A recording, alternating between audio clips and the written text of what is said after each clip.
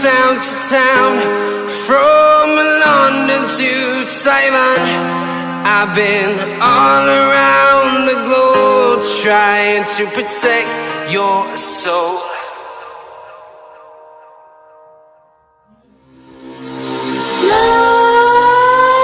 Nightmares creep while you and me repeat. This bittersweet heat is suffocating. I'm waiting and always hesitating. Kryptonite desires set my heart afire.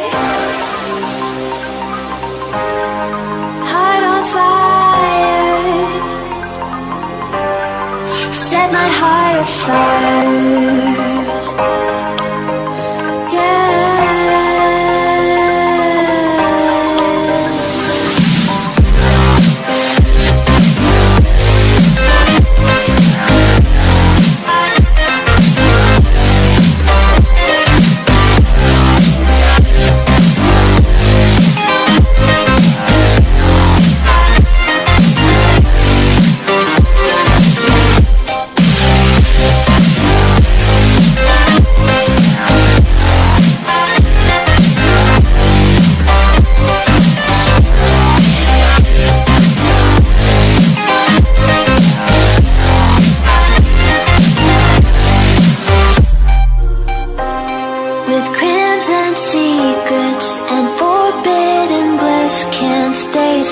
Don't stop that thrill. My bones crave your skin. Temptation within. Mistakes ignite the silence. Nightmares creep while you and me repeat. This bittersweet heat is suffocating. I'm waiting and always hesitating. Kryptonite desires set my heart afire. Heart on fire. Set my heart afire.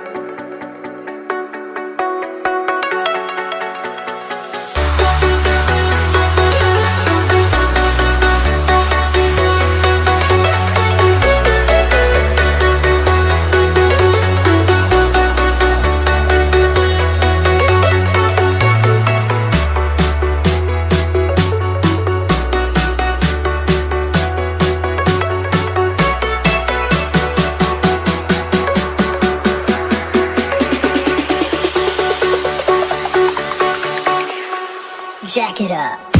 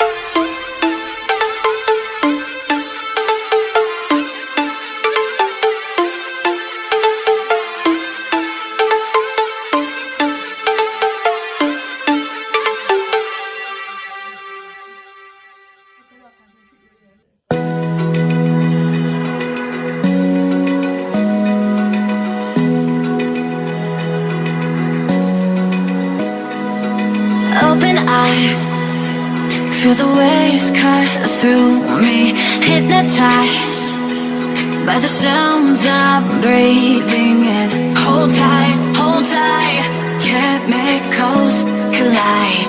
Hold tight, hold tight, hold tight. Dripping lights paint the skies, all because of you. Dripping lights paint the skies, only you can make me move. You can make me move. Can make me move. You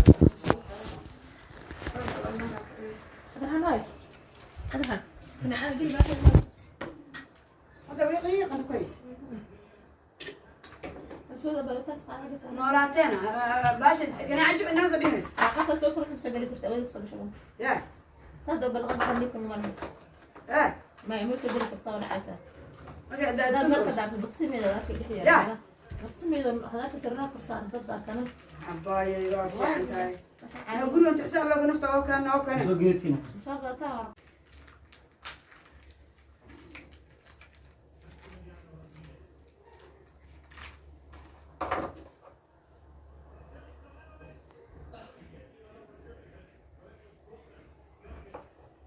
باش بلغت يا أبوك أنا أنت تيجي على ده يا لا تعرف أنت أخذتني خليش ما تكسر كلام تقع هاي أنا قريب ما عارف أردك ما يسمع عارف عند أبا حتى واسكاس مرة ما قاعد على ما جوت مرة قاعد ما يعرف كذا ما أنت واحد يستاهل طول كل يوم بسرعة تي أنا أستاذ قصدني مرة ما قاعد أذكري قلت قال إيه أنت ماسك حاضرين تعال أبا ليه تبغى ناخذ to keep their cards, you know, sort of close to their chests. You know, training grounds are often shut. I played in Holland, and you know, you could go to any training ground, no problem. Watch training, you know, and everything. And suddenly in England, everything's all locked away. Never know with Marcelo Bielsa. As far as West Ham are concerned, well, I wonder whether or not West Ham's team news and the lineup that David Moyes has announced is some way affected by Bielsa naming his team early. Masuaku is out for this one, had quite significant knee surgery this week. David Moyes saying that was career-saving surgery, so hope that he's going to be okay. But it does mean for Said Benrahma his first start in the Premier League, and that's a very attacking change for David Moyes here. Yes, I mean, when I heard the news about Masuaku, you're thinking, oh goodness me, what's going to happen now? But I think he's made a sensible call here in terms of not sticking with the five, you know, so just going to a flat back four, despite how well they've done with obviously a three-man central defence. Great to see obviously Benrahma in the team. I think they need a bit of craft and guile in there up alongside Allaire, and they certainly need legs to get up and support him. They've got that in Bowen, they've got the trickery of Fornals, and obviously Benrahma, you know, if he gets going like he did at Brentford, was brilliant. And then for Leeds, I guess it's pretty much a case of, you know, can they keep the momentum? It's very energy sapping how they play. I saw them at Stamford Bridge really close up, and you know, they put so much effort. They went man for man wherever, you know, Timo Werner went. If he went from left wing to right wing, well, Luke Ayling followed him, you know, and it was one of those where in the end Timo Werner just couldn't wait to see the back of him. They were so aggressive, but they did fatigue quite badly in the second half, and against a top team like Chelsea, they just overpowered them towards the end. Yeah, really interesting to see Said Benrahma today, given the way that he performed last season. 17 goals in the Championship for Brentford. He's shown glimpses so far of what he can do. Really intrigued to see more on him. Intrigued to speak more to David Connolly in just a moment's time about the big battle in midfield today, especially if you're an England fan, you'll be interested in this. Calvin Phillips against Declan Rice. We'll talk about all of calls, text, tweets and emails and all the big talking points from the weekend's football. And remember, we bring you the very first look at the next day's back page headlines every single night. Sam on Talk Sport.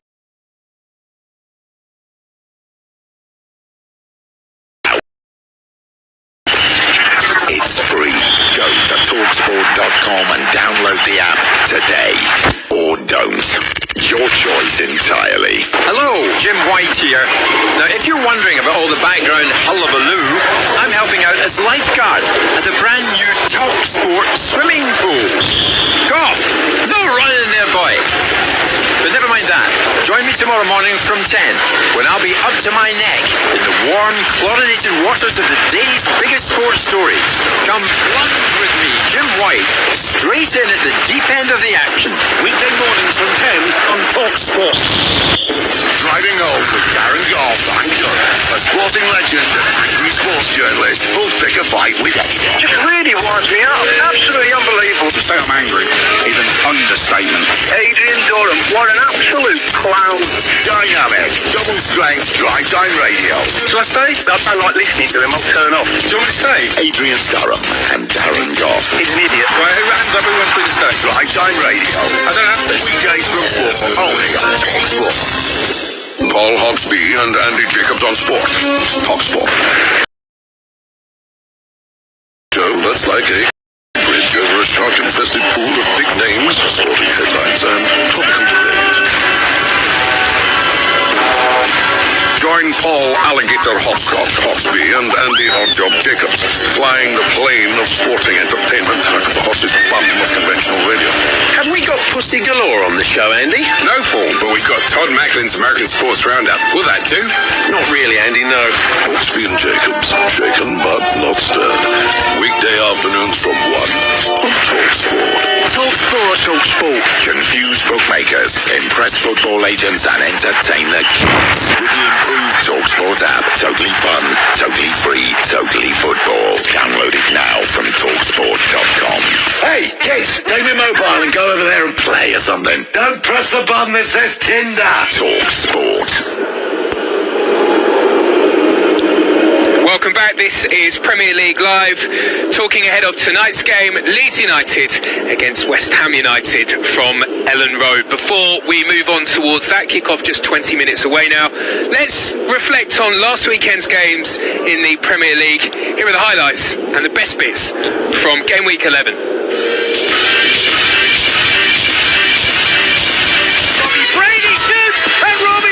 Scores on his return to the team. What a start for Burnley. 2 minutes. Richarlison, who crosses, and it's in. And, well, you won't need me to tell you who scored it, but I will anyway. It's Dominic Calvert-Lewin. Kevin De Bruyne, having set up the opening goal, looks to score the second and does score the second for Manchester City. Rashford's put clear through again. You don't miss twice when you're Marcus Rashford. And that one-on-one, he chipped beautifully over the advancing Fabianski and into the net. You can hear a pin drop now at the West Ham ground. Now a chance for Kovacic to get forward, and he puts a lovely ball through to Timo Werner. Timo Werner into the penalty area, has a look up, and there is goal number 3. Benteke back to goal, spins, turns 5-1, 17 yards, and Christian Benteke with 2 goals in a game. It's dispirited West Bromwich Albion. It's a buoyant Crystal Palace. Yes, Maddison has found Vardy. He's in behind for the first time. Jamie Vardy wins the game for Leicester with seconds remaining. The boyhood Sheffield Wednesday fan scores at Bramall Lane. Son, can he get it onto his right foot? Slips in Harry Kane. Oh, it's a cracker from Kane to almost break the crossbar. And Spurs look set to win back-to-back North London derbies for the first time in 4 decades, and set to go back to the top of the Premier League. Up against Ryan. Conceded 4 penalties this season, Brighton, and they've conceded 5 now because Ings finds the corner. Controversial fashion, the way the penalty was given. Some will argue it was in, some will say it was out. No doubt about the penalty though.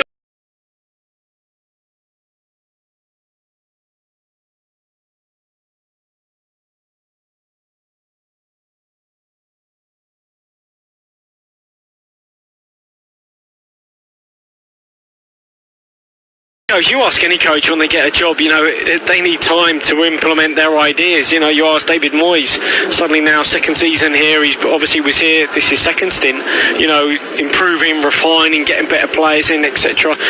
Jose's one of those sort of coaches that wants to work on the training ground. I think he needs time to set his teams up. He likes sort of being the underdog, doesn't he, and getting the most out of the players at his disposal. And he's obviously finding out about players the whole time.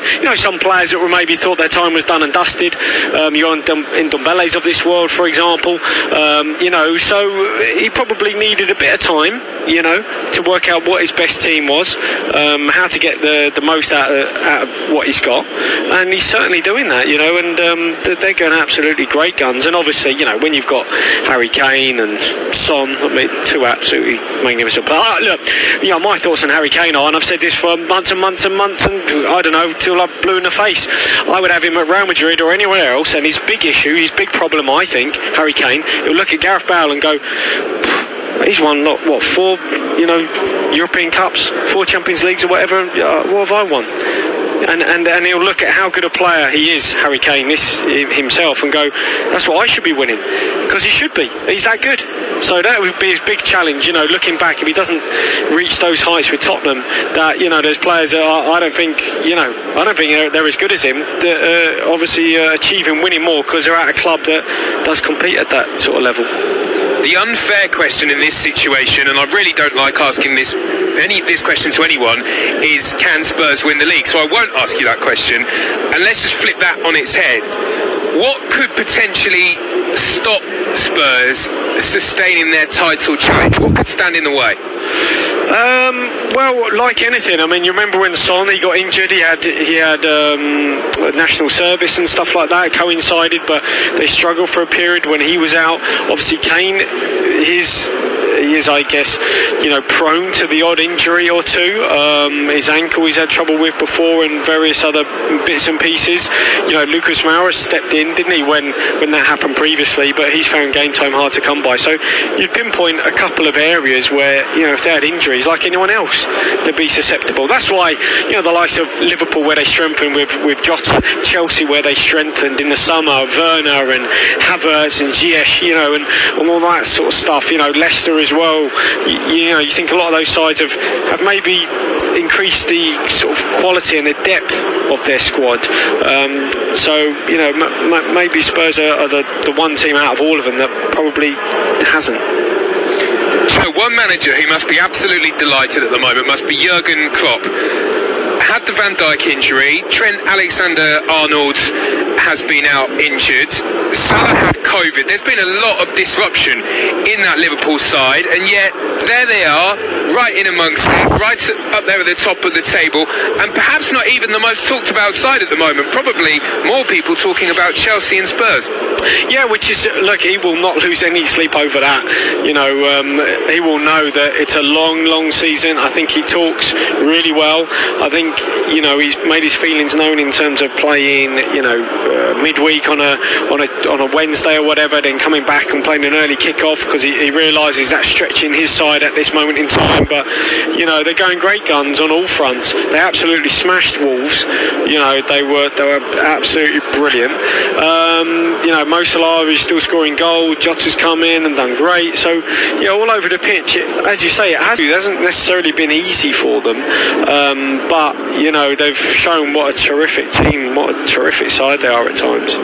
You and I both said before we started this programme tonight that we've really been enjoying Leeds, and we've seen Leeds performing particularly well. And then last weekend, they were given the runaround by Chelsea. They were made to look so inferior by a Chelsea side that have seen a complete transformation. In particular, one player who exceptionally well last weekend was N'Golo Kante. Who would have thought, if you moved a world-class player back into the position where he plays the best, that you would see the best of such a brilliant world-class player? It's weird, that, isn't it? Well, yeah, facetious there, but what I would say in Leeds' defence, I thought they were excellent in the first 45. You've got to remember, they're up against a team that is just, incredible in terms of Chelsea. Giroud banging ball. You've got to remember, they beat the Europa League winners 4-0. 4-0 they beat the Europa League winners, and that's barely spoken about. I commentated on that final last year, and the semi-finals and the quarter-finals, and Sevilla was superb. To put 4 past them with no reply so easily, and in the manner they did. So disgrace in how they lost last week, Leeds, because they came up against... Because of Manchester United being dumped out of the Champions League this week. Before the game, we've caught up with Ole Gunnar Solskjaer, saying that Manchester United need to start this game against City on the front foot. Goals they do impact games, and when you get the first goal in a game, it's easier. Of course it is. So that's something we want to get to in this game. We've done well against City in the last few games against them early on. Then again, it's a 90-minute game, and but we want to get off to a good start, of course. 6th against 7th in the Premier League. Manchester United against Manchester City Saturday night. Of course, Manchester United looking for a big response, but City look like they're back into their groove, although they have, David Connolly, shown that they can be quite frail at times this season. Leicester and Spurs results stick in the mind. Yeah, possibly. I guess, they're the only games, or some of the only games that they've conceded in, so, very difficult to get goals against them. They've, as you said, they've tightened up at the back games, but I guess what a lot of people are saying is that's not really sustainable to then keep coming out on top, so it does put Ollie under a little bit of pressure, but Cavani didn't travel, did he, midweek, so you imagine that he will be fit. Aguero looks fit again, doesn't he, for Man City after scoring in midweek, so it's got all the makings of a terrific encounter as usual, although I guess neither side is probably where they'd want to be, but the table is a kind of, it's one of them where you take it with a pinch of salt, really, because everyone's so tight. If either team wins, suddenly they're up to third or in this side week on week. Yeah, I do, and I think that we've improved as we've gone along, and we've seen now scored a few goals where maybe we've been missing Mickey Antonio a little bit, and that we don't maybe not been as clinical. Do you move towards that and continue to grow? Well, I think the room for improvement covers a multitude. I think things like having everybody getting used to being back at the stadium, at the London Stadium, right behind the team, the positivity which round the team within the dressing room is fantastic. So we're trying to grow all the things which are connected to help to get better results. There's so many things. It's a great club, and it's my job to try and make it great again. And I feel as if there's opportunities to do that. We mentioned that Marcelo Bielsa named his starting 11 yesterday. What was your reaction when you saw that? Did you think it was strange, and did that change any of your preparation at all, having known now what side you're going to face on Friday? It could be a bluff. Might not be his team. He might just be telling the media something else, and we all pick up on it. So who's to know? I think we've had one or two other situations, so it could be very clever. But what I do think is it's quite common for the managers in Spain, quite regular, to name their team. The media in Spain would have had the teams probably before the games quite often. That was from my experience, and I'm sure Bielsa will have got it from his time in Spain as well, and his experiences. But I think that we find it in rugby, they put the teams out early, they name the teams, and it doesn't seem to affect the games, and I don't think it does. So yeah, now and again I've named the team early, but most of the time we sort of keep it till late on. David Moyes with TalkSport's James Savundra there, and he was very much playing things down, saying that they were just outside of the bottom three last season, West Ham, and they're maybe not that brilliant this season. Come on, David, they've made significant strides, haven't they, West Ham? I think that obviously David is often a glass half empty, isn't he? Playing down expectations. He doesn't want to add any more pressure to himself. I think he gets enough from above. But they've had a great season. They really have. A win could go fifth, and that's quite incredible, especially when you've got Mikel Antonio out as well. We have a significant game here tonight, that's for sure. A game that really could erupt given the two lineups that have been announced. Two very attacking 11s have been named by Marcelo Bielsa and David Moyes. Very excited to see what could potentially happen here. It's Premier League Live, it's Friday night, and in 5 minutes' time, it's Leeds United against West Ham. Evenings with James Whale on Talk Radio. Keep connected with round-the-clock news, essential information and expert insight. I think we've got to be very out of the way. Jim White, anchorman. Mid-morning news team assemble. Jim White and Natalie Sawyer, the #1 rated news source for breaking guests and liquid showbiz charisma. Great Odin's There's nothing burgundy about Jim White. Tomorrow morning from 10 on TalkSport.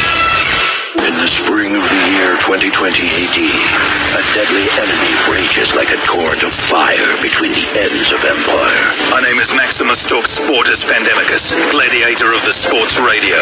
Gird up your loins and battle the invasion of COVID-19, because what you do today will echo in eternity. Top Sport Legion, assume Tortoise formation against COVID-19. Show this virus no mercy by keeping a distance of at least 2 meters at all times. That's 6.75 Roman feet centurions. Together, Legion, Talk Sportus can defeat it. Top Sportus Maximus. On my signal, unleash hand sanitizer. Keep it on, stay informed, and give coronavirus the red cardus. Are you not hand sanitized? 20 years of talk sport. Gentlemen, good evening. There's no such thing as an overnight success. Accrington Stanley 4, titanium plasmatronic death droids from the future, 0. Excess. Wasn't getting up, I was just getting in. Excitement. Excuse me, And extremely strong opinions. I spend my life covering the big games at the big level. On DAB, medium wave, and on the smart speaker. 20 years of talk sport. For all the latest news, opinions and advice, listen to Talk Radio throughout the day and stay informed as events unfold. We're now in a position to start implementing the next part of our plan. Find out what's happening now and what may happen next, all day, every day. If the government gets to be able to see light at the end of the tunnel. Listen now on DAB Digital Radio, online. Ask your smart speaker to play Talk Radio. Welcome back. This is Premier League Live, TalkSport's coverage tonight of Leeds United and West Ham from Ellen Road. Just in case you missed the team news, Robin Koch has a knee injury, so he's been replaced tonight. Marcelo Bielsa went early with the team news, and so Rodrigo is returning into the lineup for West Ham. Masuaku out. Saeed Benrahma comes in. It's his first start in the Premier League for West Ham United. Joined here tonight by David Connolly. David, how do you see the early stages of this game playing out? Well, I think, as you mentioned, both teams are putting out a very strong attacking team. I think, certainly as Leeds would do anyway. And for West Ham, I think they'll still be in confident form, especially after their performances. I know they lost last week, but they still played well, in my mind, as they did against Villa, Sheffield, Fulham just before that as well. Interesting battle today in midfield. Two players with very different styles, but two players who are really making a name for themselves in the Premier League, not only in the Premier League but also on the international stage as well. In the last two England games they've played alongside each other. Whether or not that will be the case when England line up at the European Championships in the summer, who knows, but two players who are very, very impressive young players in the Premier League, Calvin Phillips and Declan Rice. Yeah, they're both, I think, obviously top, performing really well. Obviously Calvin was doing great in the Championship, and according to the England squad, wasn't he, even then? And obviously Declan's going great guns at this moment in time for West Ham. I think both of these teams, certainly Leeds, they're letting a lot of goals, so want to stop that at home. Bamford's only got one at Ellen Road, so they'll probably want to get back to how they were at Ellen Road. You've got to remember, they're at home here. They've got to really make this home advantage count in the Premier League this season. The fog is just starting to descend here as Michael Oliver makes his way over towards the ball on halfway, and we prepare to get underway. And there goes the whistle. The players drop to the knee.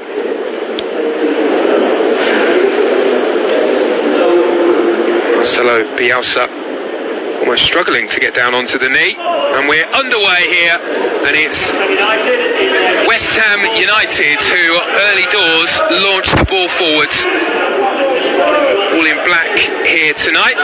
Leeds United all in white, and Benrahma gets an early touch down the left hand side.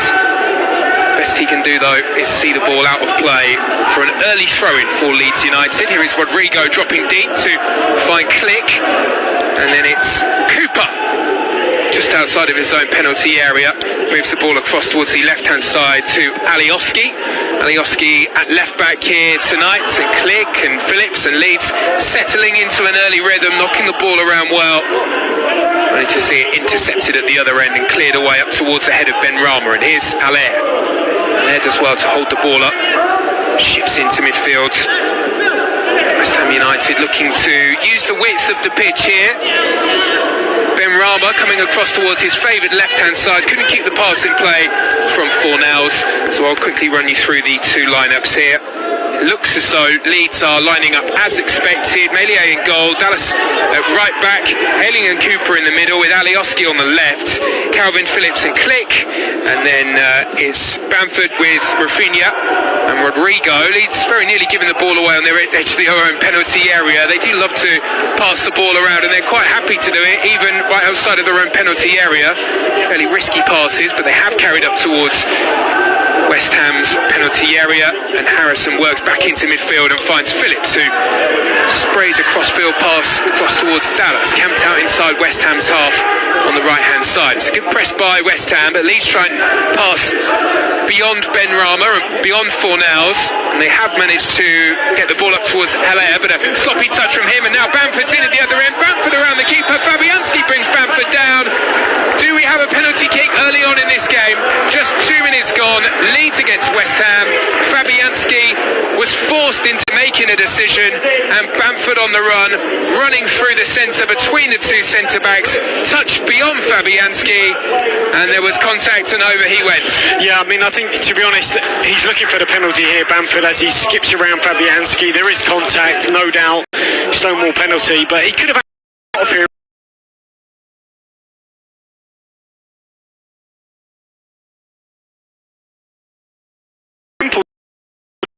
Bounces off his left foot. Liam Cooper just steals it off him, then releases Bamford. I mean, Declan Rice, I saw the back of him, and he's absolutely put his teammates in a whole world of trouble here. Leeds have started at 100 miles an hour, and now they have the chance from the spot to take full advantage early on in this game. It will be Click to take the penalty up against Fabianski, who conceded the penalty kick. Oh, it's a tame effort down towards the bottom right-hand corner, and it's comfortably saved by Lucas Fabianski. Yeah, guesses the right way. Fabianski stands up as he's got to, can't go too early, reads where it's going, it goes low, it's nowhere near in the corner, it's only a couple of yards to the keeper's right. Comfortable save in the end. What a waste from Click, but a huge sigh of relief for Sebastian Allaire, having put his side under so much pressure. Well, I just wonder, looking at the replay, half the team of both teams are encroaching in the box, so well, it looks like we've got a VAR decision here, because Fabianski's foot is maybe half an inch off of the goal line from the angle that we're seeing here as the penalty is struck. So this could quite easily be called back. Maybe his heel is touching the line. Michael Oliver says the penalty kick will be retaken. I mean, we've seen some really harsh decisions this season. Leeds had one really harsh decision for Bamford, ruled out earlier on in the season when he was pointing his arm, but I mean, it's another bizarre one. It's fine margins. Yeah, Adam, I thought it was for encroachment, because I mean,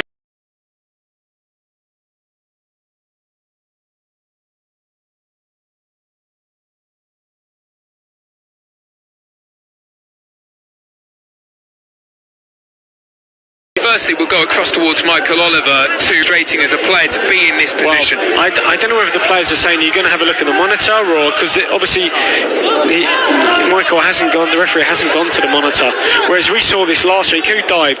Connor Cody.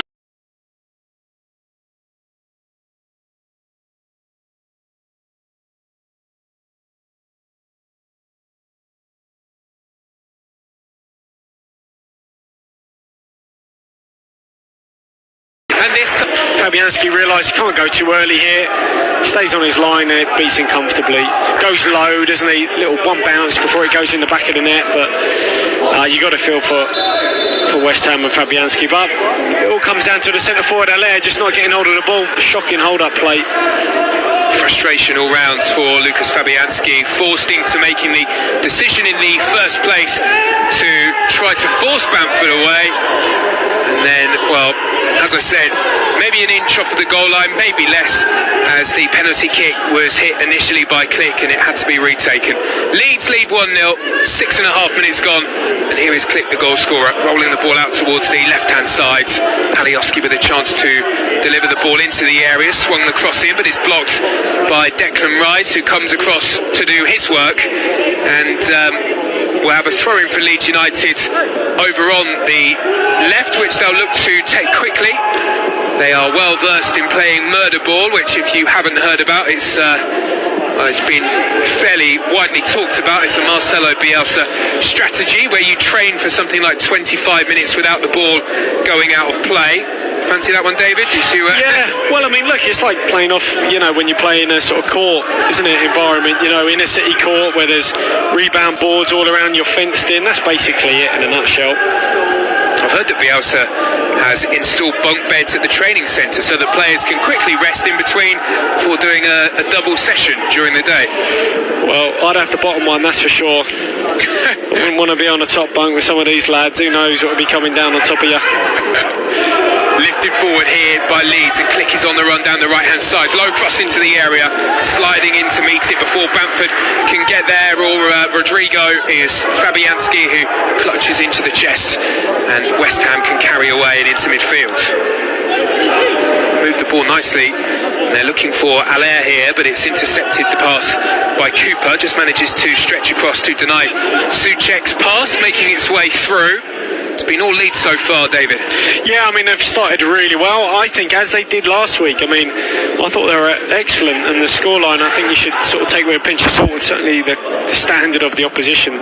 Chelsea was so good, and they've started pretty similar vein here, really, really sharp. I haven't actually had a chance to run you through the West Ham lineup as of yet, but we'll get to that maybe in a moment. It's been a frantic start to the game, the penalty, and Leeds starting at this high tempo as they like to do, but West Ham are on the break here down the right hand side. Allaire waiting for a cross from Bowen in the middle. Bowen beats the challenge of Cooper, has a quick glance up, and then, well, they've done brilliantly to recover their lead. Bowen's cross is blocked and it goes out for a West Ham United corner. Yeah, brilliant from Bowen out on this right hand side.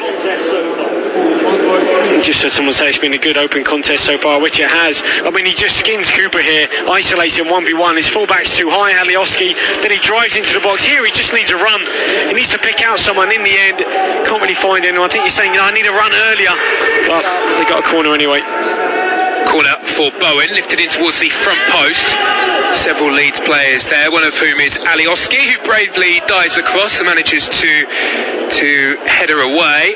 Will be a second corner kick for West Ham United. Leeds have suffered under Bielsa from set pieces. What can West Ham do here? Lifted in towards the front post and glance away. In the central area by Rafinha. Back into the area by Cresswell, but it goes all the way through the penalty area and back out the other side. Covered by Fornells, who might have an opportunity to drive at the byline to deliver the cross in. Glanced into the area, Allaire with a chance. Allaire's header is blocked by Phillips, who just managed to get his body in the way to take the sting out of the shot, and it landed in the gloves of Meslier. Yeah, unconvincing header though from Allaire. He's got to do.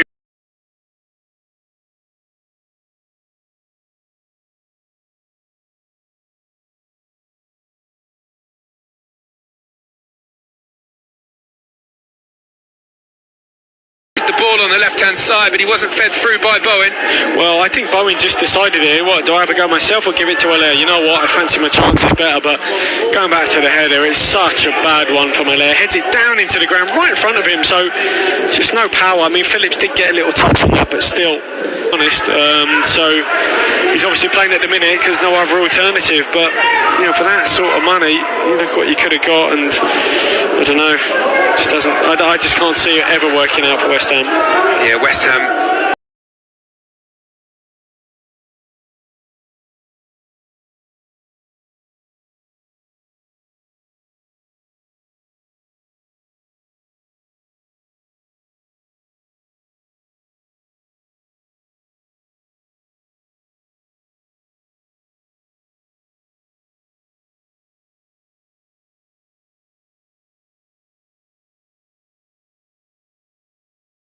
Tame effort from Sebastian Allaire. Yeah, but they're just caught on the counter here. Leeds again with the two fullbacks really high. Nice breaks it, gives it the bone again, cuts it black times, but playing with his feet, he was a little bit shaky. But I just wonder, should Fabianski have got a red, or is that double jeopardy and they don't give those out these days? In terms of that was a clear goal scoring opportunity. Bamford had rounded him, he had an open goal. Yeah, I think double jeopardy there, but he got the yellow. Yeah, probably a good decision in the end from Michael Oliver. Jared Bowen seems to really be developing well in the Premier League after a slow start for West Ham, and again he's looking for the ball on the right hand side. Won't get there ahead of Ayling, who touches back towards Meslier. And Leeds United are slowly being pegged back by West Ham here at Ellen Road, not being able to play their normal fluid game where they dominate possession. Crossfield ball here towards Dallas. He just manages to stretch across to keep that one in play. Sends it forward towards Rodrigo with his back to goal. He's shepherded back up towards the halfway line. Dallas will start again. Flicked on by Rodrigo. Wasn't the intended pass. Very nearly latched onto by Dallas, but eventually is cleared away by Bonner at the back. On the left-hand side, picked up by West Ham United, and they moved the ball up towards Allaire. This time does better to hold up. Benrahma touched through by Bowen, wasn't quite able to get the shot away before Cooper snatched at his feet and took the ball away, and it's gone all the way through towards Meslier. Yeah, this open, expansive style of play, and you can see when they're in possession, the two fullbacks get really, really high and wide. You know, the centre forwards stretch the pitch, the midfielders make it big. You know, this is their way of playing, but it does put the onus on you to make sure you retain that ball, because if you don't, you can be a little bit vulnerable, especially down the sides of the centre half, and that's where they've been so far tonight, Leeds. Leeds have conceded 20 goals this season. Only Fulham and West Brom have conceded more. You can see why. Yeah, you can. You've got to remember last season they only let in 35, so less than a goal a game. Now it's nearly double that now, isn't it? And that's because when they do bomb on and they are this expansive and lose the ball, probably teams are a little bit better at punishing them. Soucek, searching ball passed in towards the feet. Benrahma, who Aaron Cresswell is the kind of left-sided centre-back, but much the same as Sheffield United were doing last season under Chris Wilder. The left-sided centre-back so often is encouraged to bomb on, and it's a role that really seems to be suiting Aaron Cresswell at West Ham. Yeah, absolutely. I think he's filled it naturally. It's given them a bit of a better balance there. But even when they did play that way, I saw them, I think it was against Leicester, where they started with a back three, and then they changed it, because if Masuaku's playing there, he can play as a left midfielder. Masuaku can play as a sort of left back. Creswell can play as a left back. Masuaku is a left midfielder. And so forth. So those two, it gives him a bit of flexibility. With that, he's more than capable to deal with the physical side of the game if he needs to. Yeah, and I think that goes back to probably Bielsa and his staff saying, look, you get aggressive on Allaire and press his touch, you'll get it off him. And that's exactly what they did there again. They did that for the penalty, and they've just done it there. Fornals with a low delivery into the area, but it falls to Ayling. Not the most convincing of clearances away, but he gets lucky, and Leeds United carry up towards the halfway line. They've not done this for a while. Bamford holds the ball up nicely. Fights Harrison on the left-hand side. He's been impressive in the Premier League so far. The left is picked up by Click, who was looking for Bamford, who had to drop deep to pick up the ball. Eventually they do work it wide. Delivery from Harrison nodded away. It's Balbuena who gets there. And West Ham instantly looking to get on the front foot here. It's been a good response from West Ham. It's conceding the... Has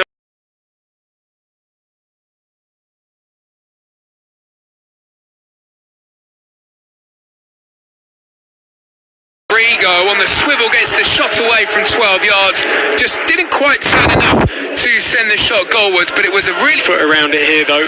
But again, comes back to Allaire, ball comes up to him, simple ball to get hold of, and one touch around the corner, loses possession. He's got to do better.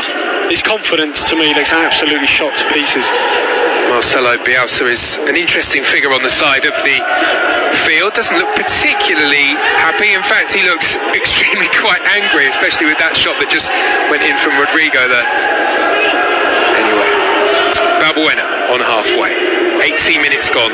Leeds United 1, West Ham 0, and West Ham have given the ball away, and that gives the opportunity for Rafinha to drive at Ogbonna. He's into the penalty area here. Well, he got around the outside of Ogbonna, but Ogbonna, credit to him, he did just enough to push Rafinha to one side, and the shot that came in from the winger for Leeds United was fairly tame in the end. Well, it was because, you know, he didn't really want to use his weaker right foot, forcing onto his right. He's got handles and bags of pace, Rafinha. He really, and he'll beat Ogbonna for pace, but if you're going to go